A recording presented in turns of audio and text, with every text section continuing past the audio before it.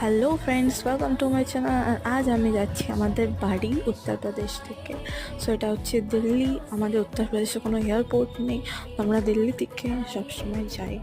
তো আমরা এখানে দেখতেই পাচ্ছেন, আমি কলকাতা অলরেডি ভায়া হয়ে গিয়েছি। আমি খুব এক্সাইটেড, আমি আমাদের ফ্যামিলির সঙ্গে দেখা করবো। দেন এটা হচ্ছে আমার পিসির মেয়ের বিয়ে। তো আমরা এসেছি, এটা হচ্ছে আমাদের কলকাতা, আমার মোস্ট ফেভারিট কলকাতা। কলকাতা হচ্ছে আমার সবথেকে প্রিয় জায়গা, যেটাকে আমি খুব খুব ভালোবাসি। আর আমরা চলে যাচ্ছি।